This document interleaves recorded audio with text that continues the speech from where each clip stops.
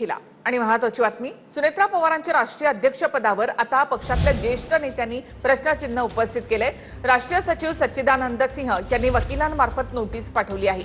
राष्ट्रीय अध्यक्षाची निवडणूक ही अवैध असल्याचं नोटिशीमध्ये नमूद करण्यात आलेलं आहे। राष्ट्रीय अध्यक्षपदाची निवडणूक पुन्हा घ्यावी अशी मागणी या नोटिशीमधून करण्यात आली आहे।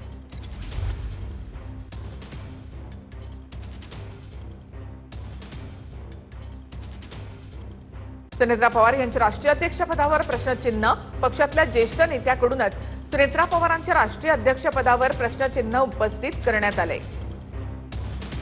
पक्षाचे ज्येष्ठ नेते आणि राष्ट्रीय सचिव सच्चिदानंद सिंह यांनी नोटीस पाठवली आहे।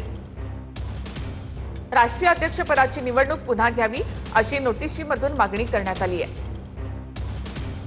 सुनेत्रा पवार, प्रफुल्ल पटेल, पक्षाचे सचिव ब्रिजमोहन श्रीवास्तव यांनाही नोटीस बजावण्यात आली आहे। राष्ट्रीय अध्यक्षांची निवडणूक अवैध आहे, निवडणूक पुन्हा घ्यावी अशी नोटिशीमधून मागणी करण्यात आली आहे।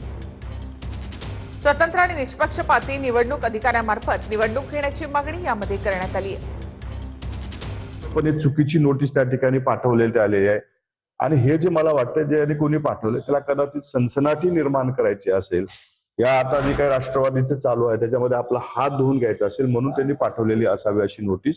या नोटिशीने काहीही फरक पडणार नाही, फक्त आणि फक्त सनसनाटी निर्माण करण्यासाठी पाठवलेली नोटीस आहे। वहिनीची जी निवड झालेली आहे ती पूर्णपणे निवडणूक आयोगाने घालून दिलेल्या अटी शर्तीनुसार आणि पक्षाच्या कॉन्स्टिट्यूशन नुसार झालेली निवड आहे। त्याच्यामुळे अशा नोटिशीला फारसं महत्त्व राहत नाही।